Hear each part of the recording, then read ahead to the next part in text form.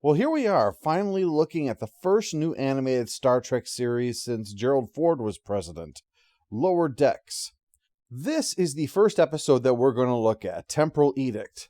Now, some are very curious about this fact because I didn't actually start with the first episode, but there's actually a very good reason for that. So our episode begins with Ensign Brad Boimler playing the violin and dancing, as everyone who's ever played the violin has wanted to do. The first thing to note is that Lower Decks is built very much on a TNG vibe. This scene is even a good example of that. If you wanted to chill on DS9, it was either go to Quark's, a bustling high-energy place, or Vic's, which was more of the same, only with music. On TOS, there was a rec area, but used very, very rarely. Voyager and Enterprise had the mess hall as the closest thing for them. But TNG regularly featured 10 Forward, a real lounge, a sense that there was a quiet place you could go to and kick back and just chill for a while. Even if this is a bit more energetic, you get the same 10 Forward vibe to it. And that's just the beginning. While this is set post-TNG, this tries very much to feel like an extension of TNG, rather than of DS9, or even of the TNG films. No surprise, given that the premise is based on the TNG episode it draws its name from.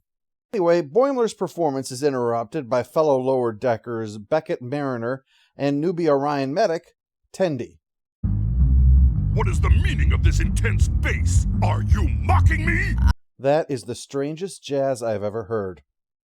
We then get to the titles, which means you're going to have to take my word for this part because YouTube isn't going to let me show it to you because the most valuable part of the Star Trek property is naturally the part that 99% of the audience see the skip button for and immediately hit it.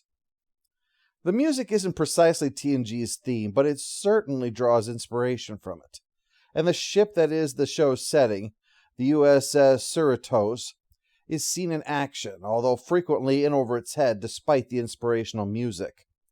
To again set the mood of the show, while Lower Decks is a comedy, it isn't afraid to either explore dark humor or challenge the franchise's prior conceits. While the Lower Deckers are the focus of the show, their lives are run by those in command, so we see them quickly.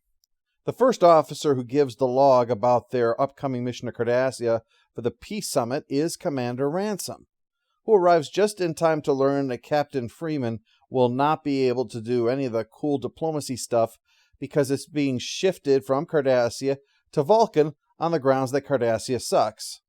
She is pissed with a capital pissed and thinks it's because everyone thinks their ship is a joke. Which is exaggerating. Slightly. The fourth member of our band of Lower Deckers is Rutherford, who was recently made a cyborg. He geeks for tech stuff, so he's all over this improvement to brig security, and he's got it done in no time thanks to their help, allowing them to then explain the idea to Tendi of buffer time. This is basically Scotty's philosophy from Relics in Star Trek III. Overestimate how long something will take. That way you either get downtime or you look like a hero, and you gain the respect of your superiors. Oh, be sure to stroll through the ship as slowly as possible. It's not like we're busy exploring the mysteries of the cosmos! I get the feeling that if Captain Freeman had to come up with the slogan for their little plaque, it'd probably just say, "This is bullshit." Unfortunately for everyone else, in her rage over their insistence that they're not a collection of worker drones, she overhears the term buffer time being mentioned, and when Boimler lets it slip, demands to know what that is. Yep, Star Trek predicted many things, but not Urban Dictionary. What's up with you? You're looking more, weaselly than usual. As you probably have already figured out, Boimler is the stickler duty hound with big aspirations about his career to become one of those big swinging dicks of Starfleet, while Mariner is the Deckers before Peckers one. She cares about her fellows, of course, but otherwise, she's a rebel without a fuck.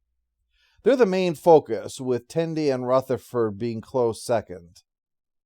However, it's notable that this episode is the first one in the series that doesn't have a plot dependent upon the contrast between Boimler and Mariner, so the absence of their dynamic is a shakeup, although you won't know that because we skipped the first two for now.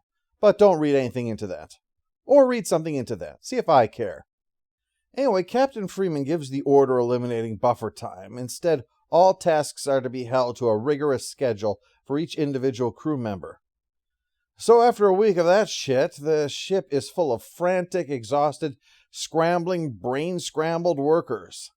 If zombies accidentally snorted a crap ton of meth, it'd be something like this. Only Boimler seems to be thriving in this environment. Love purging. I purge you, I purge you, I purge you, I purge you, I purge, purge, purge, purge, purge, purge, purge. And a puff and an urge, and a puff and an urge. Ooh, I love purging. And to think they actually said that a musical based on the life of Gul Dukat would never catch on. Boy, were they wrong. Well, missing out on all this fun is going to be Mariner, who's being given the fun job of going on an away mission as a consolation for not getting to go to that peace summit. Ransom is in charge of that too, yeah. How best to describe Ransom? Ransom is what happens if Season 1 Riker fell out of the narcissism tree, hit every branch on the way down and landed in a douche canoe, and then put truck nuts on it. Well, funny thing happens when you make people rush through everything. Turns out they tend to screw it up. So instead of arriving to share the beautiful, welcoming crystal to the locals who are into crystals, like really into crystals, as in a 90s great aunt who sells homemade dream catchers kind of loves crystals, well, they instead share a lump of wood. And it's priceless to the enemies of these people, no less. Well, not surprisingly, violence breaks out. Attention, Galrakians! I'm Commander General. And that's bad. Probably. The problem isn't limited by the atmosphere either. They head up into space, sending ships after the Cerritos, and everyone is too freaking exhausted to do anything or to likely care. And the ship is so screwed up from people doing their jobs badly in order to meet these arbitrary deadlines that the people using spears are doing quite well. So it looks like we're on our own down here, gang. So after some arguing about who's the bigger screw-up, Ransom or Mariner, the big cheese of the locals says that this calls for trial by combat. One of them must fight the really, really big guy in a match certain to end in death. Booyah! A feverish argument breaks out over who gets to have the fun of the fight to the death. Now Ransom thinks it should be him. He is the one in command after all. But Mariner shows off all her scars to say that, yeah, she doesn't have the rank, but she attended the School of Hard Knocks, the Academy of Smackdown, and the University of Fuck You Up. But Ransom has the trump card that says it's going to be him. A very persuasive argument. Up on the ship, Boimler realizes first that these invaders are pushovers if you're not collapsing in exhaustion because of overwork. And he finds Freeman on the bridge trying to do everything to keep them on schedule and failing. So alas, it comes to Boimler to point out the problem here. He may thrive in this kind of environment, but most people can't. They need to do the job their way in order to get it done and to get it done right. And she agrees. She sees what he's saying. She sees that the best way forward is to put her faith in these people. So she gives the order to the entire crew. Stop! Buffer time. So while they take back the ship, Ransom battles the giant, opting just for his bare hands no less, and he delivers an ass-kicking like it's a lump of coal and he's a cut, shirtless Santa. With his victory, the away team is freed, and with the return of buffer time, we can do this right and show that big, impressive crystal that we brought. And Mariner makes clear that she is not going to submit a report about Ransom stabbing her. His willingness to break protocol like that in order to save his team, that impressed her enough to keep it as their little secret. This could be the start of a beautiful friendship. You man, I love the brig. I'm going to my favorite place. Oh, just oil up and hump already, you two. And speaking of love, the captain has great news for Boimler. There's a new policy on the ship called the Boimler effect. It's all about ignoring needless rules and protocols when there's just better ways to do things, to cut corners and still get the job done right. Buffer time as a policy. Is it in ink? Is it already in the system? Is it... Wow, it's on a plaque. Yes, it is. You can add a quote if you want. This is bullshit. Lower Decks, at least the first season, I admit I haven't gotten to the second one yet, is episodic. So, as an ongoing series, I'm labeling this episode recommended. This is a great episode if you want to first meet Boimler and Mariner, because you can see how they contrast with the crew, and not how they contrast with each other, because they're such extremes. This allows their foibles and approaches to be given better context, I think. And plus, this story is fun, too.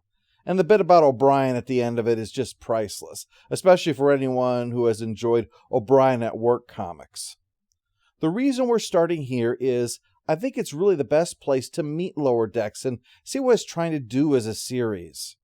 Next week, we'll go on to the next episode, Moist Vessel.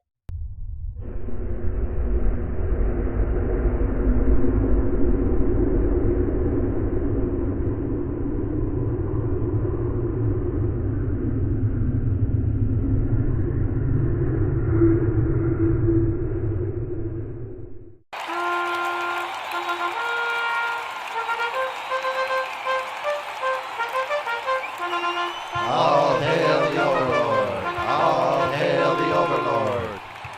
Ugh! I spent weeks learning how to bark out Cardassian small talk.